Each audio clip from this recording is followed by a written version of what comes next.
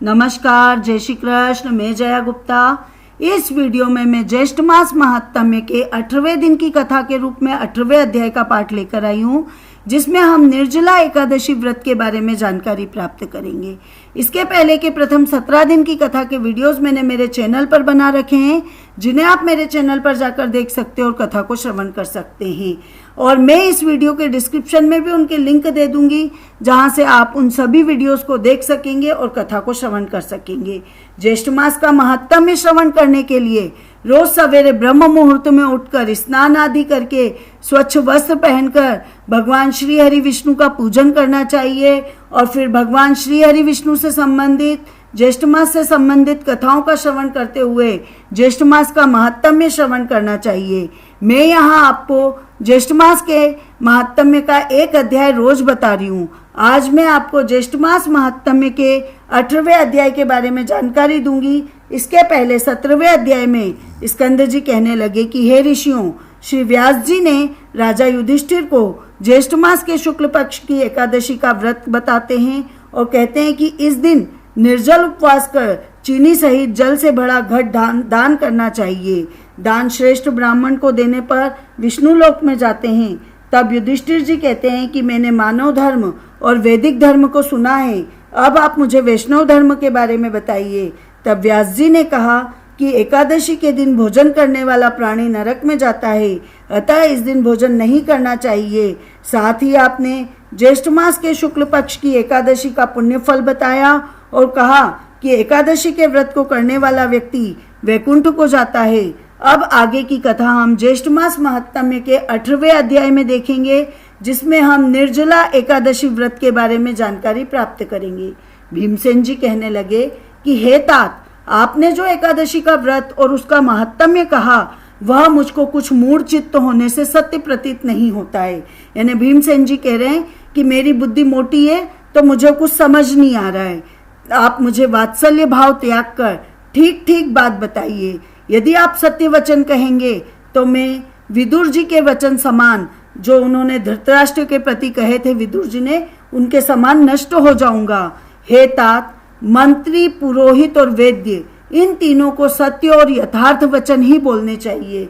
इनके मीठे वचन बोलने से धन, धर्म और शरीर तीनों नष्ट हो जाते हैं। तब व्यास जी कहने लगे कि हे पवन पुत्र भीमसेन, हमने जो पहले संक्षेप में तुमसे कहा था वह सर्वथा सत्य है, उसको असत्य नहीं मानना। मैं इस विषय में तुमको एक प्राचीन इतिहास बताता हूँ, तुम उन स्कंद जी के वचनों को सुनकर संशय रहित हो जाओगे।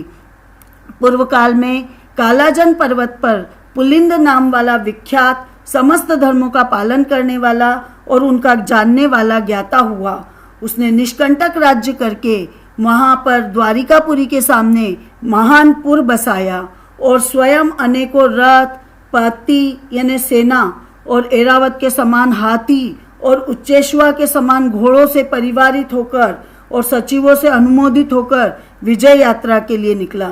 जब वो विजय यात्रा के लिए निकला तो उसके साथ कितनी बड़ी सेना निकली वो भी यहाँ पे बताया जा रहा है। 100 योजन के प्रमाण में उसकी सेना पुर से बाहर निकली और राजा के साथ चलने वाली जो पैदल सेना थी वह सारी पृथ्वी पर छा रही थी और 7 व्यूह से युक्त वह सेना ऐसी लग रही थी जैसे कि 7 महासमुद्र के समान वो दिखाई दे रही थी।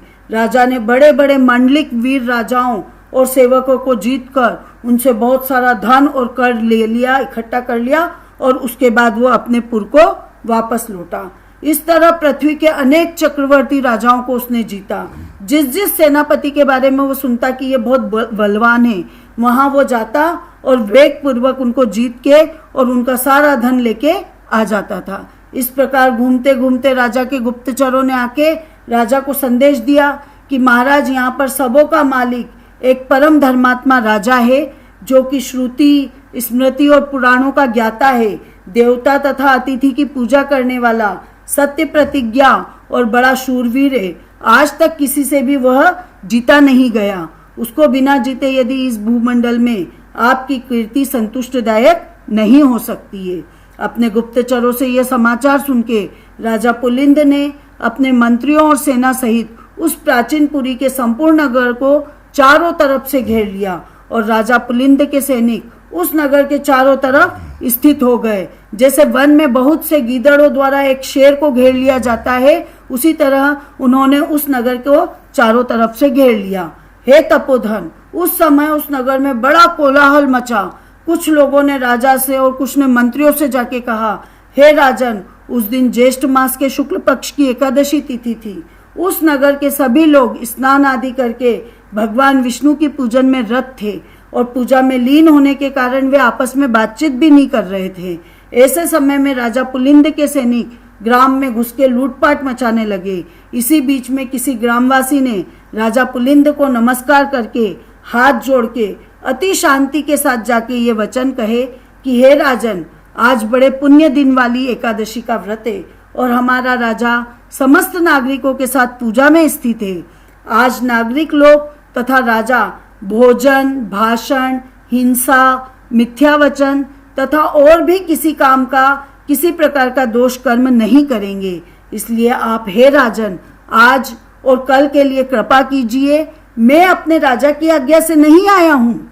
मैंने यहाँ जो भी बातें आपको बताई है वह स्वयं अपने विचार से कहने आया हूँ। अतः हे राजन, इन दिनों में आप जो कुछ भी करेंगे हमारे राजा उसे सहन करेंगे, परंतु परसों क्या होगा यह मैं नहीं कह सकता और ना ही मैं जानता हूँ। इति श्री ज्येष्ठ मास महात्म्य निर्जला एकादशी व्रत वर्णन 18 अध्याय संपूर्ण। आपको मेरा ये वीडियो अच्छा लगा हो तो इसे लाइक कीजिए, शेयर कीजिए। अभी तक यदि आपने मेरे चैनल को सब्सक्राइब नहीं किया है तो कृपया मेरे चैनल को सब्सक्राइब कीजिए, बेल आइकन को हिट कीजिए ताकि मेरे नए वीडियोस के नोटिफिकेशन आपको तुरंत प्राप्त हो। हिंदू धर्म, संस्कृति, तीज त्योहार, व्रत कथा, रीति रिवाज इत्यादि जानने के लिए मेरे साथ बने रहिए। जय श्री